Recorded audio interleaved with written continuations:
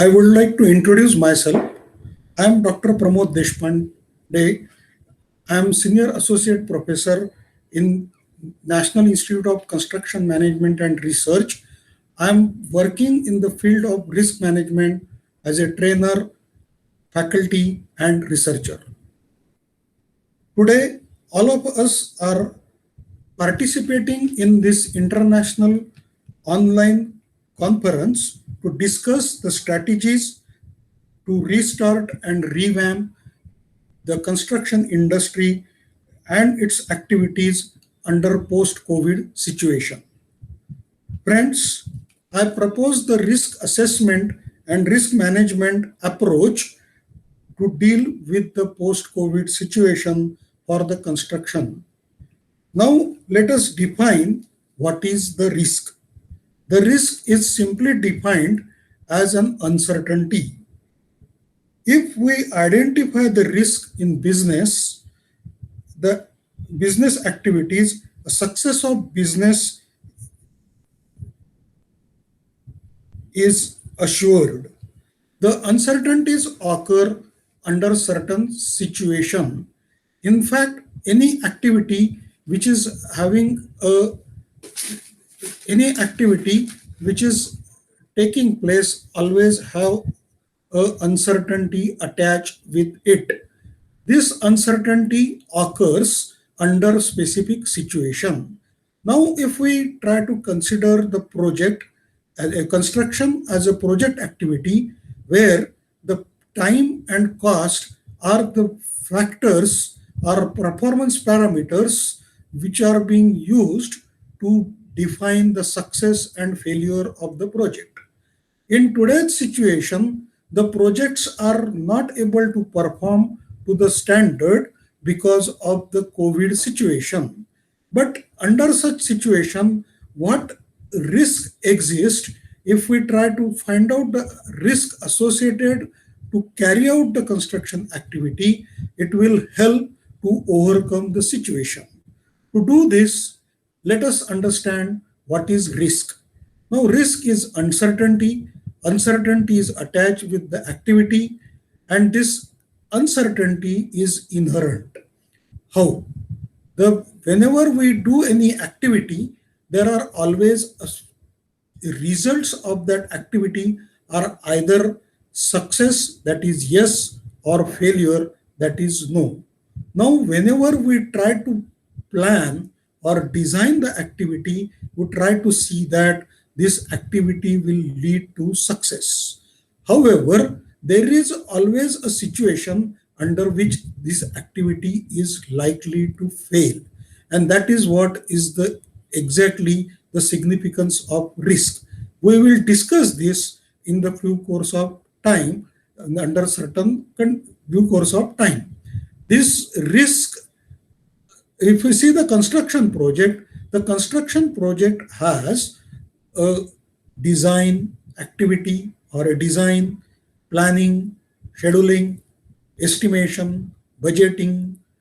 This is further supported with safety management system and quality management system. Now, in simple words, project as a whole can be considered as a set of activities. If we go into little microscopic way, the planning can be considered as a set of activities. Now, if this set of activities has been addressed, these activities being having a rate of success and which is indicated as chances of success in terms of probability such as 90%, 95%, so on, so forth. Now, when you look at this probability of success as a positive part, there is a negative part attached with it, and that is nothing but the 5 to 10% chances of failure. Now, if we want to make the project as a success as a whole, there is a need to address the planning in terms of positive aspect as well as to address the likely situations which will lead to failure. In simple words, what it means is that if you take care of likely failure, there is a proficiency of the project will be much better. And that is what the concept of risk management. If we say that this risk to be handled, we will have to address this risk by specific by a scientific method, and that scientific method consists of identification of risk, which is by a process. It is to be done with some context of a situation, which is followed by risk quantification. And to do the risk quantification, there are different methods, there are different terminologies, like risk calculating the risk exposure, calculating the risk priority number. And once you have calculated and identified the risk, then there comes the risk analysis. That means prioritizing the risk. And once we do the prioritizing the risk, then it becomes obvious to find out the mitigating solution. Now, these kind of things can be explained in a simple way with an example, like there is a vendor and the project team is losing the vendor because he is not getting the payment in time. And one, if you want to say that I will make the payment in time, that is a conventional approach. People will say that why the payment is getting delayed.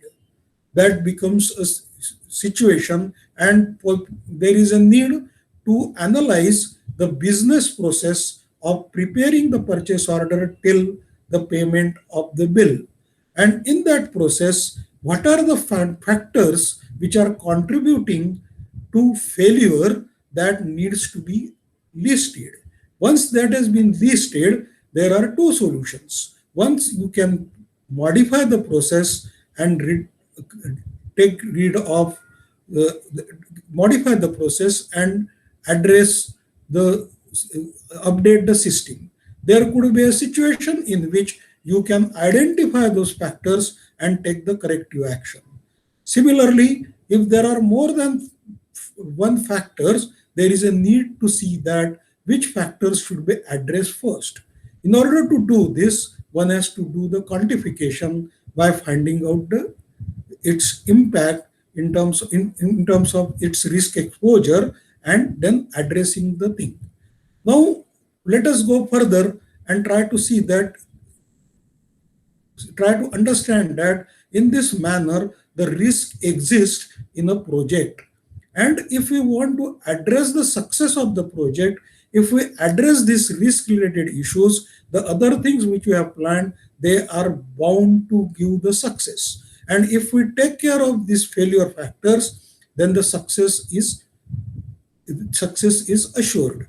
Similarly, if you go with a COVID kind of situation where the market response, the funding flow, the human behavior, the work environment, all these factors are becoming a risk.